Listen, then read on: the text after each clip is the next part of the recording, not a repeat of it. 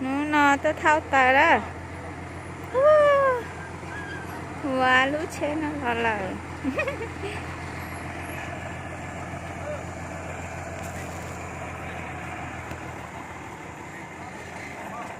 Thao bắt tờ thì nó nè. Cái tớ sẽ tao ít thì nó là nó nhỏ còn lại tớ thao.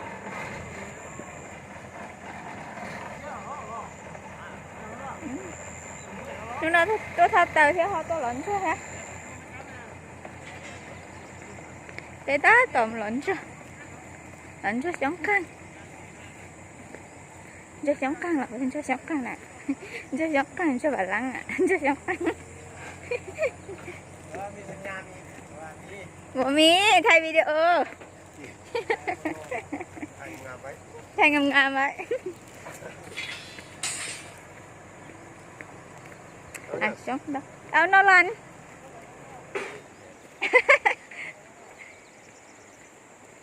Tình đây lời luôn liếc.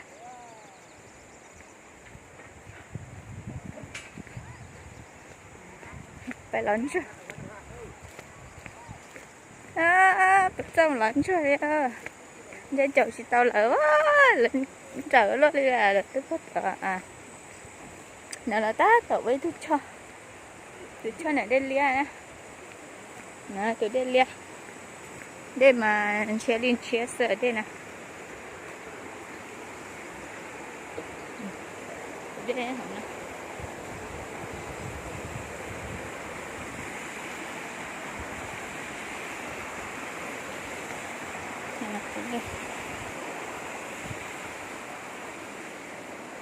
Đây. Tới sao nó tới sao xa à vừa cho một tàu sao nó tới sao à đây tôi không mình điện sao chắc phải lấy sao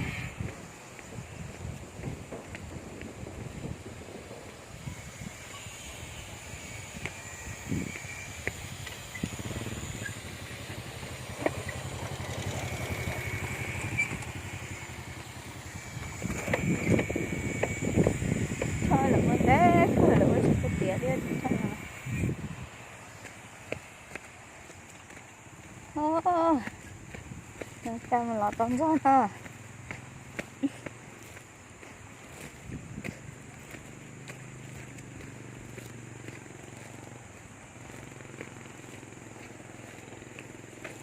nó tới mò cái tơ rồi ngồi cái tơ tới mò là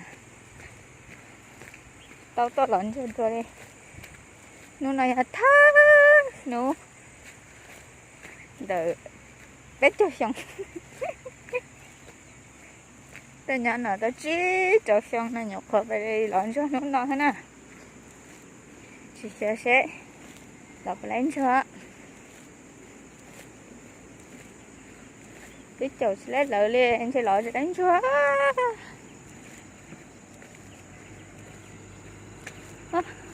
chết là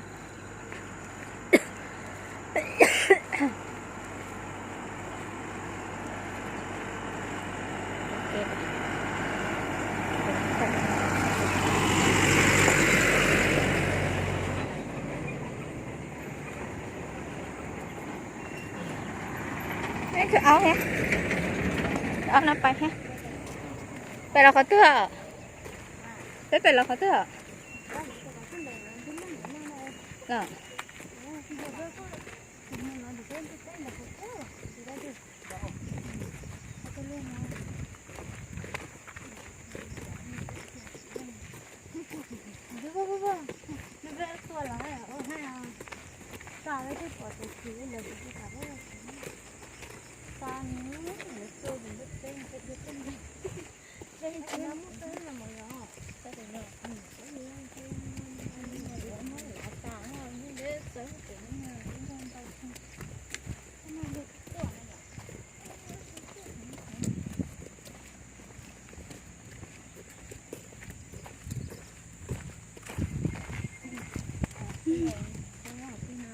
chạy lia ta này lia áo tứ cái tấm lợn rồi ha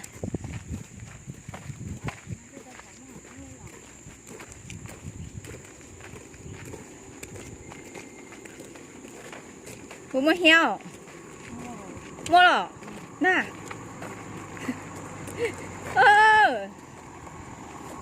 一起进去古天地铁坐一头。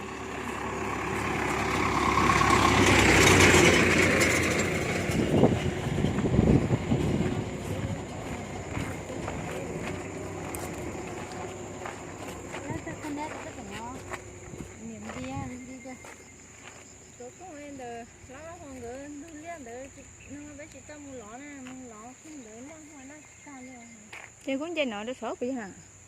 Nên tôi liếc họ liếc biết nó. Dạ chị cái họ liên chơi được số xe lo.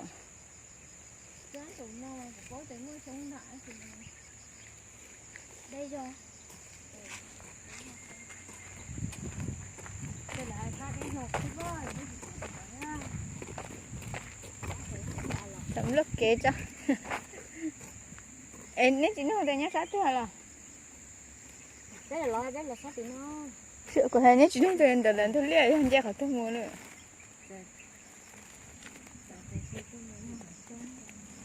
Chơi san trổ anh chơi san trổ quá rồi. Nên chơi về bay, để cho san trổ hết không mua. Đó tôi là tôi nó. Để tôi mà bỏ mà trả nó mấy cái bát mà nha chỉ xong sao. Phật chẳng đó là biết hả? Con trò hết rồi. Đây là con sợ. Cái sợ lát cá này.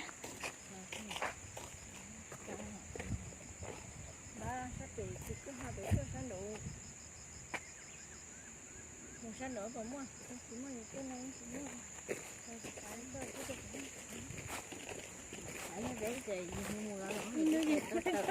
Để chẳng chín sẽ lửa để bay ao. Thiệt sự đã hẳn cho là đỡ không bằng mua. Là bỏ tao nữa bỏ truy kia.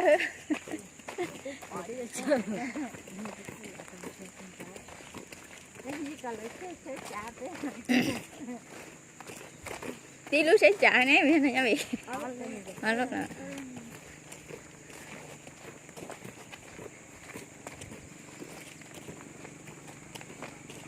giờ kiện cho phải hán chưa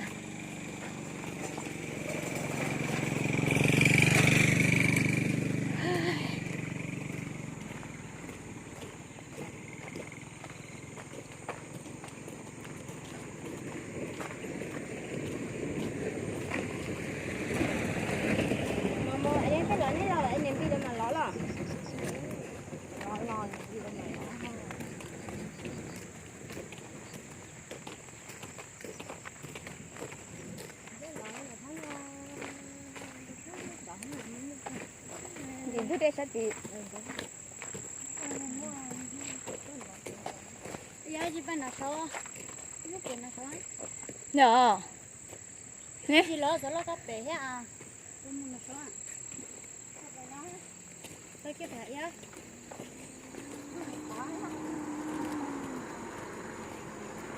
Sẽ mua bể sáng rồi. Sẽ mua sáng. Nó trống cây rồi. Chà nuôi rồi trong năng là mua là ớt lăng sợ à.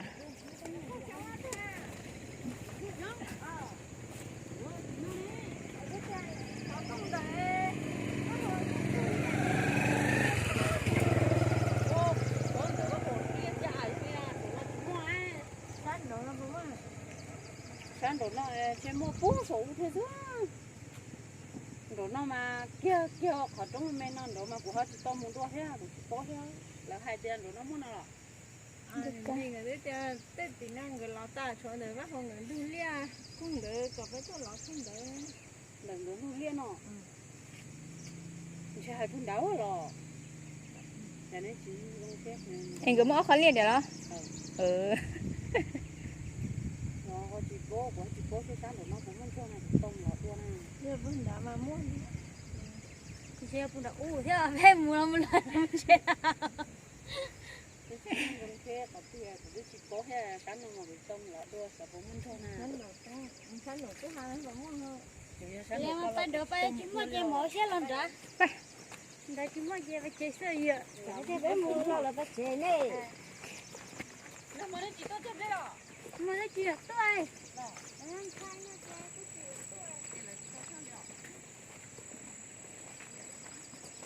cái gì đấy cho tao vào em bị cho tao bốc này này tao thò chảo vậy cứ lỏ đó cứ tức tỏ à của tao phá chỉ tao phá vào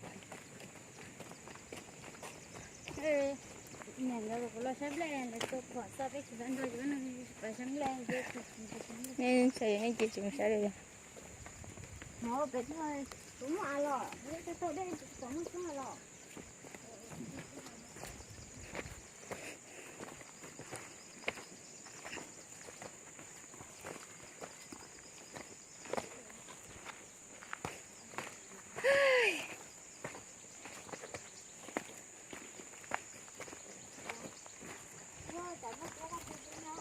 cũng chơi hết ho mua bún tao mà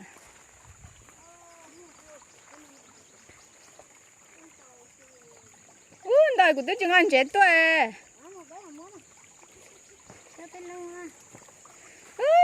chết với lồng xe ha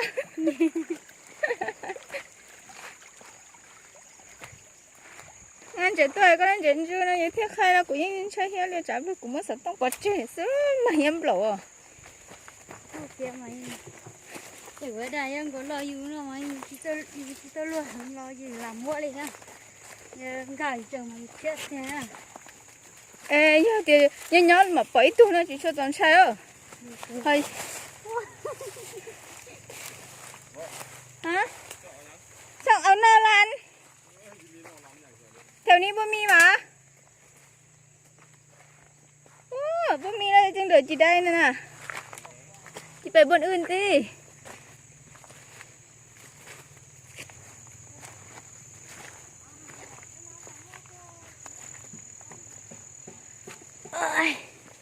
gà lĩnh gà xem đây ôi ôi có con này nó úp trả được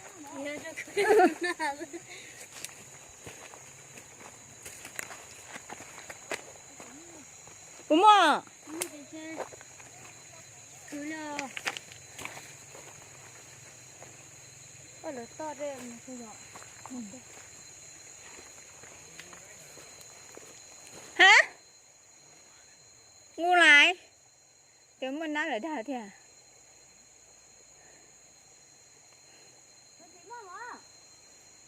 nhớ tao coi nhớ tao bây giờ tao nó bắt phải cho chị nha chết em tao mong một số cho đến mua cho đến mà đi một lượt cả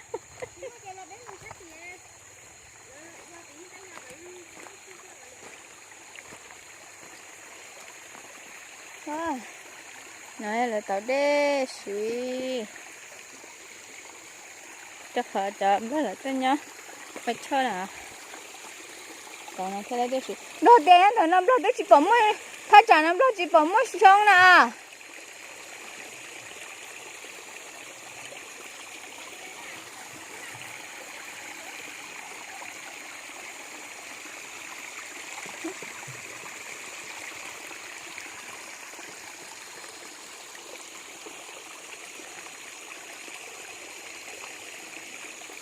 đây này có đâu chị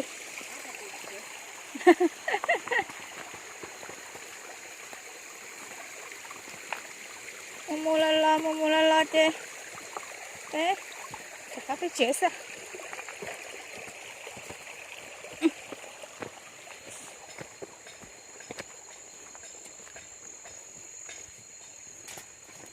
giờ là hai tiền liên chơi luôn liên thì ó bên đó bao nhiêu thế nào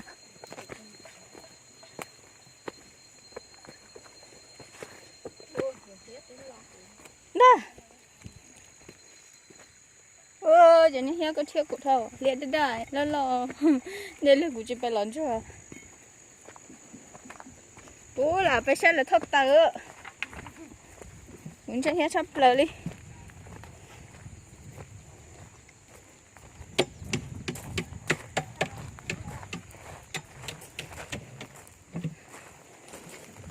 mua vào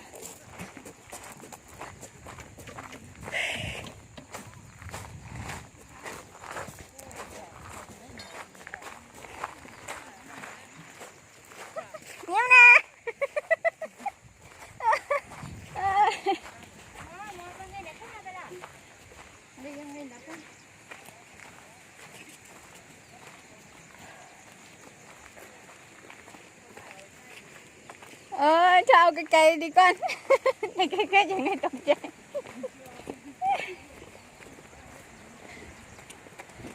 Hai đứa này có đã hổ rồi.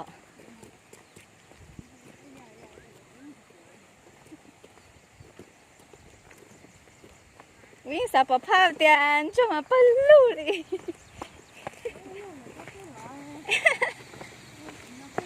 ไอ้ที่จริงก็จะเตียมมาเฮีย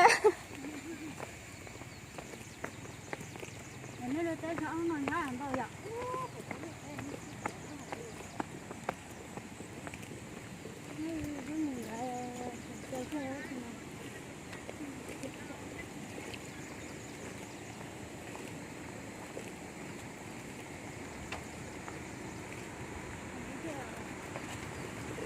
Đến rồi nè. Cứ đếp bé lên rồi.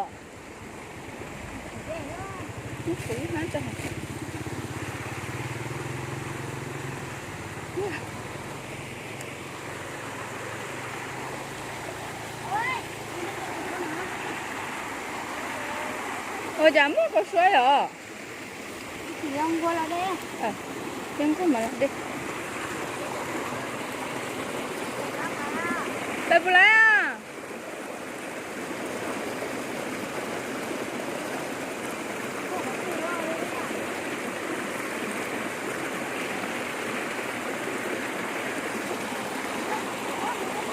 Hả?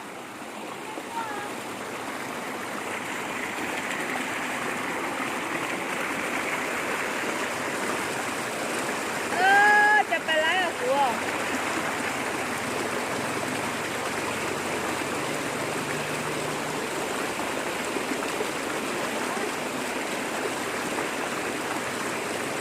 Cái hạt đê thôi.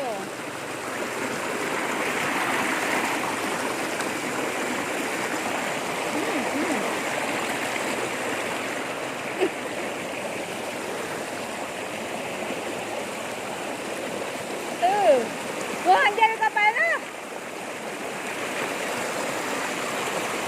Oh, musla.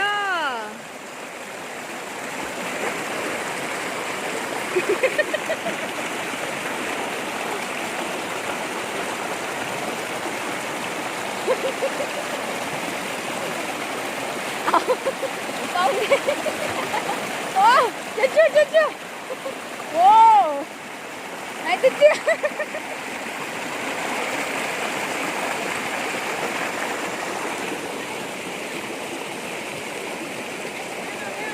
Masak ke sana? Ha? Boleh. Ya, cuma ada dia kita cuci lepas je.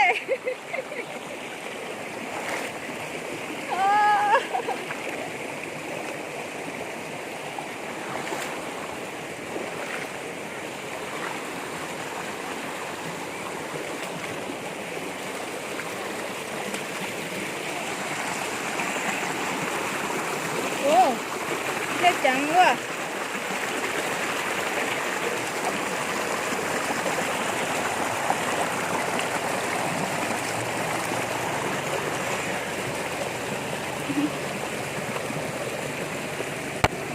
Được rồi. Ở tới kìa đó, ở tới kìa đó, ở tới.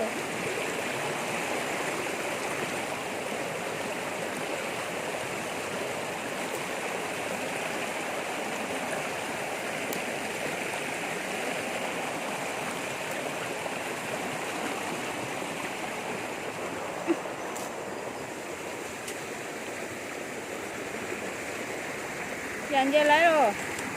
Nên dây chụp bài xin đó. À. Hả?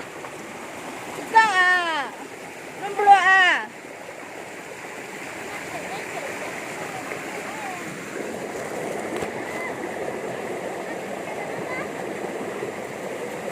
Wow.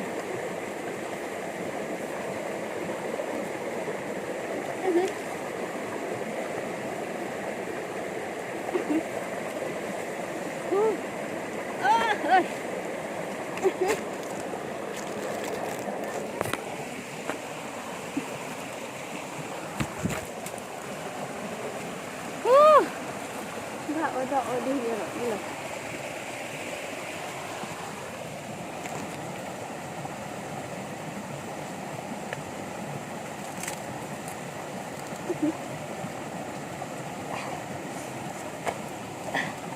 Ôi.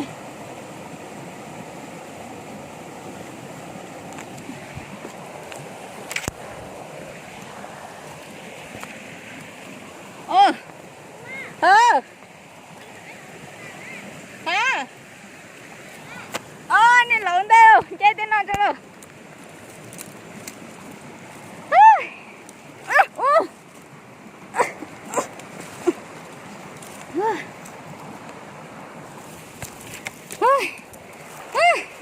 Vậy hả khỏi nó lo. Nó chẳng biết thế.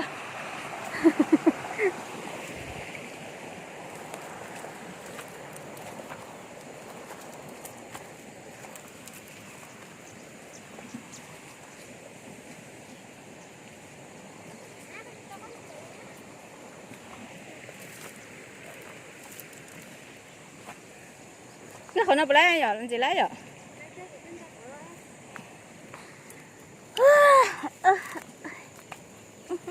Chị lấy rút chị nghe số hộ.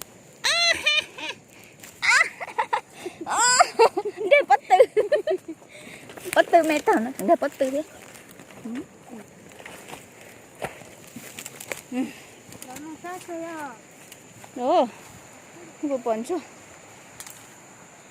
Nếu là chân chú nó chả của sao hả? Đó. Mất lúc nào cũng mất cho được cơ.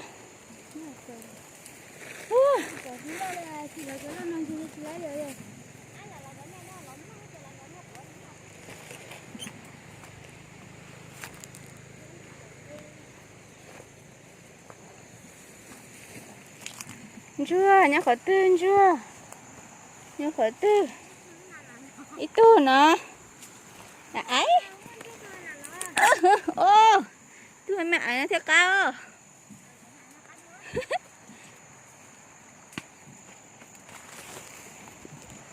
Nó làm gì cho? Nó lo chỉ lo. Nó nè. Bị ít tin chưa? Tụi nó làm chưa? Là ít tin chưa? Tụi nó lo. Ôi, giờ chạy thêm đi theo lớp phụ nó nè. Ý tương cho nó. Đà là. Ít tương cho nó giờ sợi lăng hết. Giờ sợi lăng chỉ vừa rồi.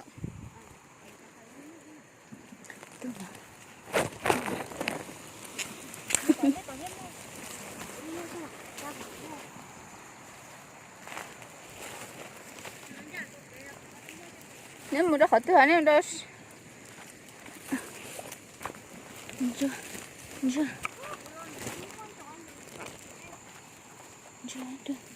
Ô là tôi lọt ta. Nó tết tu. Nó cho nó là tết tu chưa. Ô ít tu còn nữa hả? Nè, tôi còn chưa nè. Tôi nó. Hả?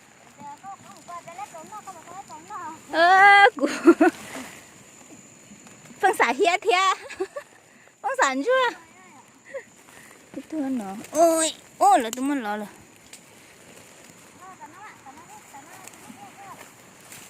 Cái tôi nó. Tôi cho nó. Lấy tên cho. Tôi nó hết. Ôi thở nó.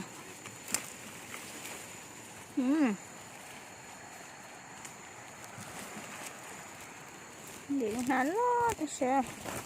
Này. Ở bên trong. Nó hả?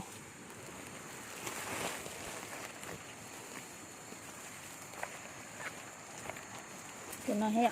Ở chỗ mẹ nó hả? Thì chè với bên nó chưa hết tỏ của. Sao giờ?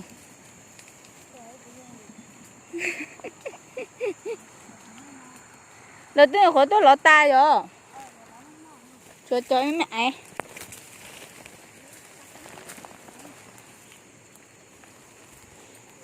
Là mẹ theo sửa xe.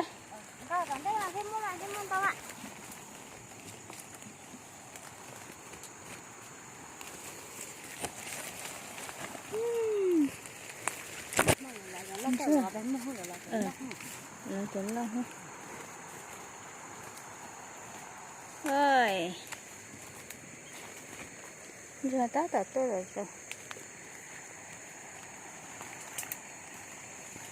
cho rằng em mía ai hả ô cho nó cho kia thế ạ cho học lại ô lại kìa tôi sắp tới nó hết thế nó ô ta tập ít tua cho nó nè ta tập ít tua mía ai ô trong lò cơ chú kia hứ nè cứ lửa ấy khi nào nè bớt cái lửa anh trời không mà đuổi tạ đi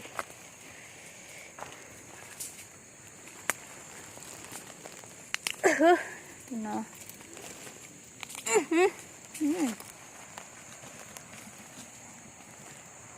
làm cho